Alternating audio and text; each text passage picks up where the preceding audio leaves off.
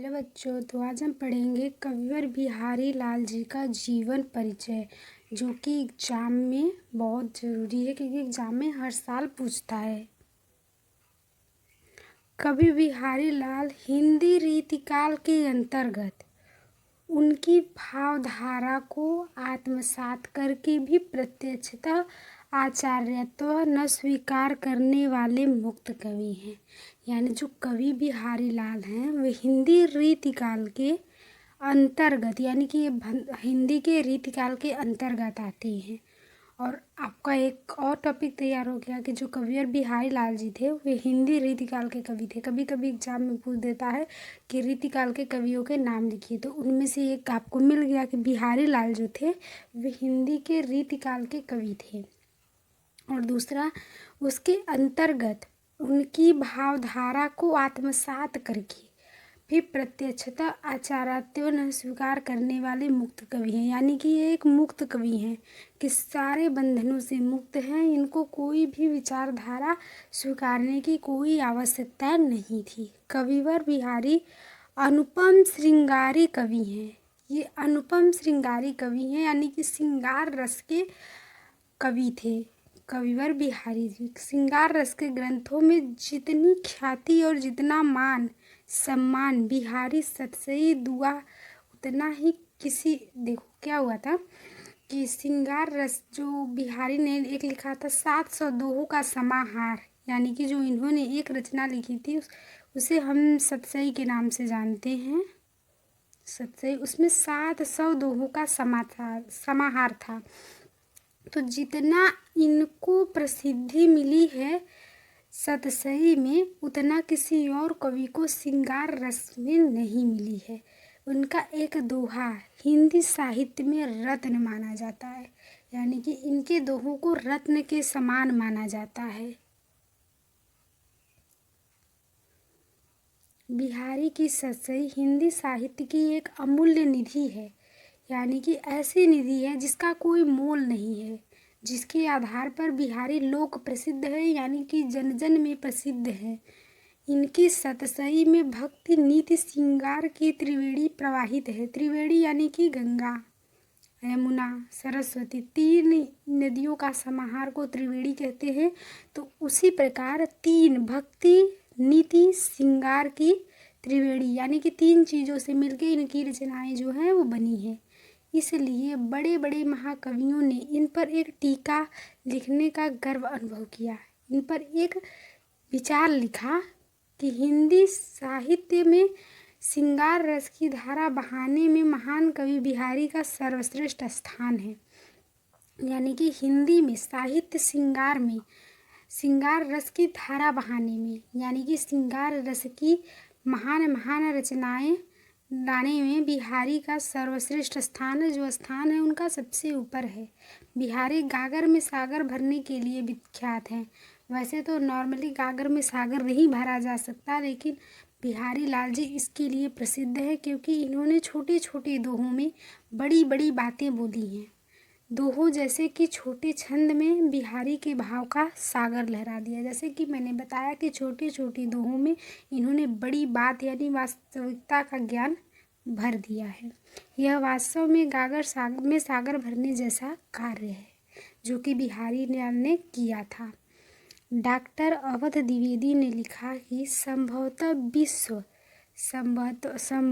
विश्व साहित्य में ऐसे उदाहरण विरले ही मिलेंगे, यानी बहुत कम ही मिलेंगे, जो गागर में सागर भरने की क्षमता के विचार से बिहारी की समता कर सके, यानी कि बिहारी लाल जी की तुलना कर सके गागर में सागर भरने में, यानी कि छोटे दोहों में बड़ी चीज़ों को समाहित करने में।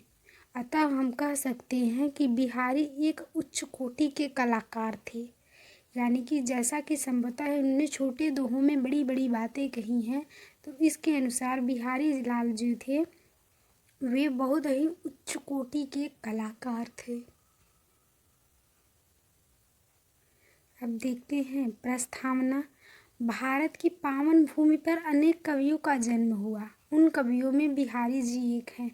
जो हमारे भारत की पुण्य भूमि है उस पर तो अनेक कवियों ने जन्म लिया था, लेकिन जो बिहारी जी थे उन कवियों में से एक हैं। और बिहारी बचपन से ही कुशाग्र बुद्धि के थे, यानी कि बहुत तेज, चतुर, तेजस्वी किस्म के विद्यार्थी थे। ठीक है। बिहारी के एक भाई और एक बहन थी, यानी कि बिहारी लाल 3 भाई बहन थे, जिनमें से एक बिहारी खुद थे और उनकी एक भाई और एक बहन थी।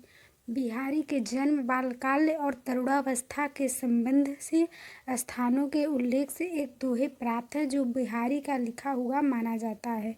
वह दोहा इस प्रकार है, यानी कि जो बिहारी लाल जी थे उन्होंने अपने जन्म, बालकाल, अपनी आत्मकथा के अनुसार एक तरह मान लीजिए कि सब लिखा है।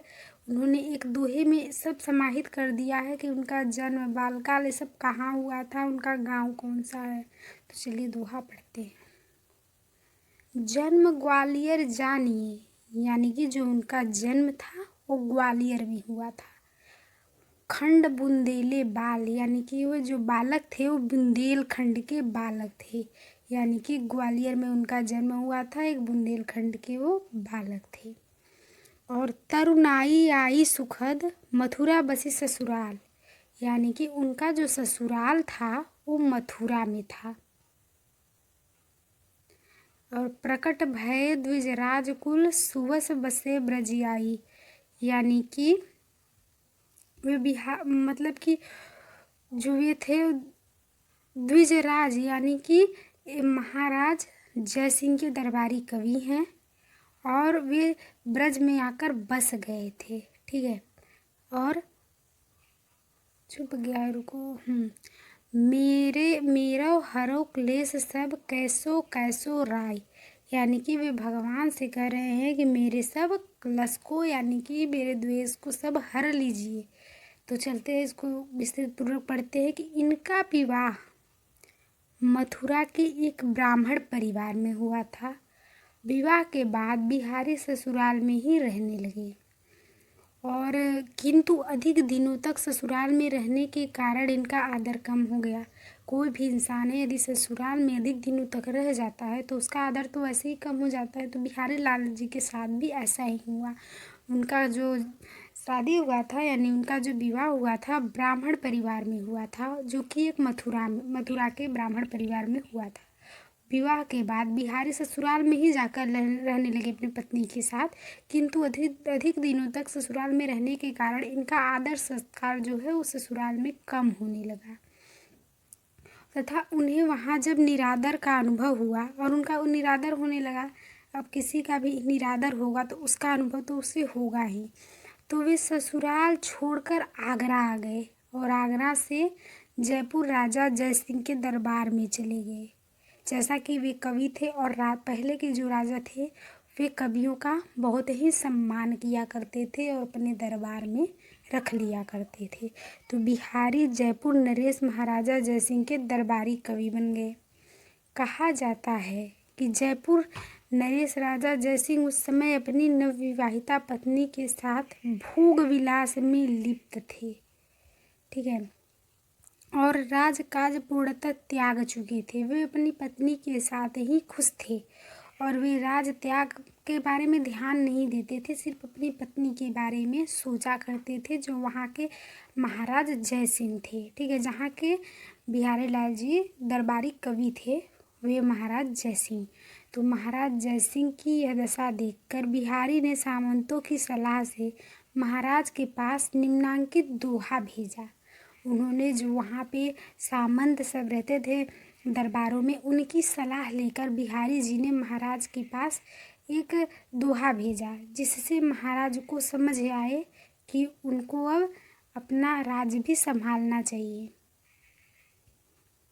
तो उन्होंने देखते हैं क्या दोहा भेजा था कि नहीं पराग नहीं मधुर मधु, नहीं विलास यही काल, अली कली हुई सौ विंध्यो, आगे कौन हवाल। इस दोहे को पढ़कर राजा की आंखें जो है वो खुल गई तथा राजा के हृदय पर इस दोहे ने जादू सा असर किया और पुनः वे फिर अपने राजकाज में लग गए। राजा जयसिंह बिहारी की काव्य प्रतिभा के बड़े मुग्ध थे, यानी कि उनको उनकी कविताएं बड़ा ही पसंद थी। अपनी काव्य प्रतिभा से जयपुराधीश राज सिंह तथा उनकी पटरानी अनंत कुमारी को विशेष प्रभावित किया, जिनसे यह पर्याप्त पुरस्कार और काली पहाड़ी नामक ग्राम मिला। ठीक है, इन जो मतलब जो बिहारी लाल जी थे उनसे राजा जयसिंह जो है बहुत ही प्रसन्न थे तथा उन्होंने उनकी पटरानी अनंत कुमारी, जो रानियों में सबसे बड़ी होती हैं, उनको हम पटरानी बोलते हैं, यानी कि जिसको सबसे ज़्यादा विशेष महत्व प्राप्त होता है उनको हम पटरानी बोलते हैं। उनको भी विशेष प्रभावित किया। उन राजा सिंह के साथ साथ उनकी पटरानी को भी बिहारी लाल ने विशेष प्रभावित किया, जिनसे इनको पर्याप्त पुरस्कार मिला और काली पहाड़ी नामक एक ग्राम भी राजा ने इन्हें भेंट स्वरूप दे दिया तथा राजा जयसिंह ने बिहारी को अपना राजकवि बना लिया और उन्होंने बिहारी को प्रत्येक दोहे की रचना पर एक स्वर्ण मुद्राएं देने का वचन दिया। उन्होंने बोला कि बिहारी आप जितनी भी रचनाएं लिखेंगे उन पर हम आपको एक स्वर्ण मुद्राएं भेंट देंगे। तो जयपुर के राजा राजकुमार सिंह राम सिंह का विद्यारंभ संस्कार भी इन्होंने ही कराया, यानी कि जो राजा जय सिंह थे उनके पुत्र राम सिंह थे, यानी कि राजकुमार थे, उनको भी इन्होंने विद्यारंभ संस्कार बिहारी लाल जी ने ही कराया था तथा दरबार में ही रहकर बिहारी ने अपने सतसई की रचना की और उन्होंने अपनी सतसई की रचना उसी दरबार में रहकर किया। और इनका जन्म स्थान हिंदी साहित्य के ज्वलयमान यानी कि हमेशा उज्जयमान यानी कि जलने वाले नक्षत्र रीतिकाल के प्रतिनिधि कवि बिहारी लाल जी का जन्म सन 1603 ईस्वी यानी संवत में ले तो 1660 ईस्वी के लगभग मध्य प्रदेश के ग्वालियर जिले के अंतर्गत वसुगा गोविंदपुर नामक ग्राम में हुआ था। इनका गांव देखें तो वसुगा गोविंदपुर नामक ग्राम में हुआ था और किस सन में हुआ था 1603 ईस्वी में। और इनके माता पिता का नाम देखते हैं। इनके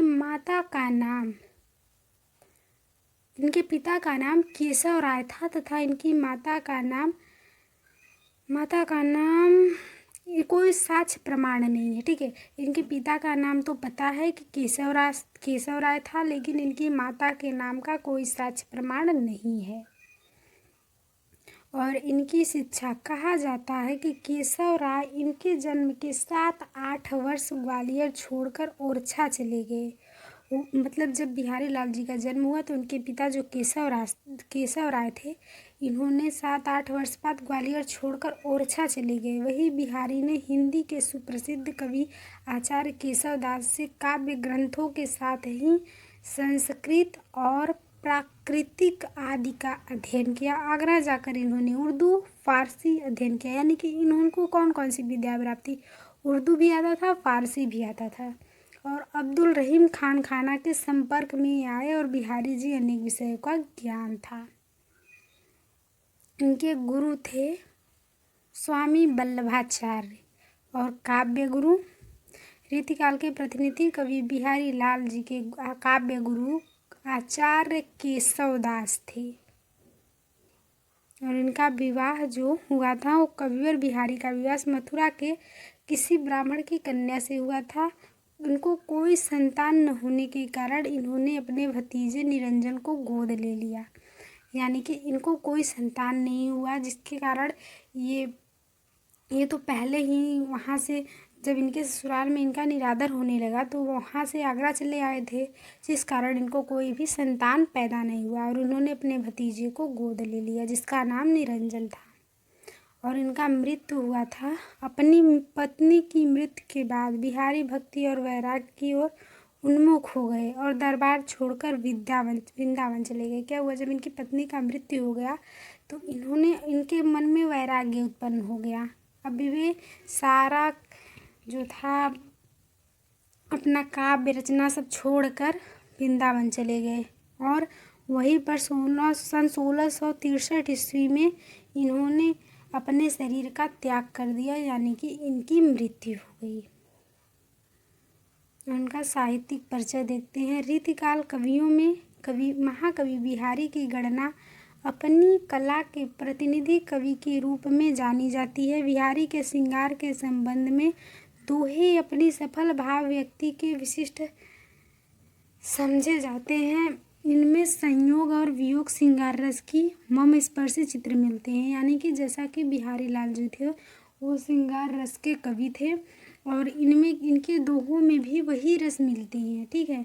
और इनमें आलंबन के विशेष वर्णक के साथ साथ उत्तीबन का भी चित्र है। 719 दोहों की सतसई, यानी कि दोहे जो थे 719 थे, मगर इसका नाम सतसई पड़ा क्योंकि ये 700 दोहों का समाहार है। सन 1719 में समाप्त हुई थी। इन्होंने सतसई को 1719 ईस्वी में पूरा लिख दिया था, यानी कि सतसई की रचना कर दी थी। इन दोहों के विषय में यह उक्ति प्रसिद्ध है, सतसैया के दोहरे ज्यों नाविक के तीर, देखन में छोटन लगे घाव करे गंभीर। यानी कि जो इनकी कविता है वो देखने में तो बहुत छोटे लगते हैं लेकिन मन पे प्रभाव इनका बहुत बड़ा पड़ता है, यानी कि आपके हृदय पे बहुत बड़ा असर छोड़ जाते हैं। वास्तव में नाविक के नन्हे नन्हे वाड़ों के समान ही बिहारी के छोटे छोटे दोहों के सहृदय पाठकों को मम को भेद देते हैं, यानी कि हमारे हृदय को भेद देते हैं। हिंदी साहित्य आकाश में हिंदी के साहित्य रूपी आकाश में बिहारी के पीयूष वर्षा भेद के समान ही श्रृंगार के अतिरिक्त बिहारी के नीति भक्ति ज्योति गणित आयुर्वेद तथा इतिहास आदि विषयों पर भी दोहों की रचना की है, जो कि श्रृंगार के दोहों के बाद सक्त से अभिभावक्तिपूर्ण से परिपूर्ण है। बिहारी के दोहों का अध्ययन करने के पश्चात पाठक इनकी बहुमुखी प्रतिभा पर आश्चर्यचकित हुए बिना नहीं रहते। और आचार्य रामचंद्र शुक्ल ने भी इनकी दोहों की प्रशंसा में लिखा है कि बिहारी के प्रत्येक दोहे एक उज्ज्वल रत्न है, यानी कि हमेशा ज्वलनमान रत्न है, यानी रत्न के समान है। उनको गागर में सागर भर दिया है। उन्होंने जो है एक छोटे से गागर में पूरा सागर ही भर दिया है। और उनके दोहों की रस की पिचकारियाँ भी एक मीठी रस की रोटी हैं जो जिधर तोड़ा जाए उधर ही मीठी लगती हैं। और उनके जो दोहे हैं उनको उन्होंने एक मीठी रस की उपमा दी है। अब देखते हैं उनकी रचनाएं। बिहारी की एकमात्र रचना बिहारी सतसई है। इसमें बिहारी ने कुल 719 दोहे लिखे हैं। सतसई में नीति भक्ति और श्रृंगार संबंधी दोहे हैं। बिहारी सतसई के समान लोकप्रियता रीतिकाल के अन्य किसी ग्रंथ को प्राप्त न हो सकी। इस कृति ने बिहारी को हिंदी काव्य के जंगल में अगर कर दिया, जगत में अमर कर दिया।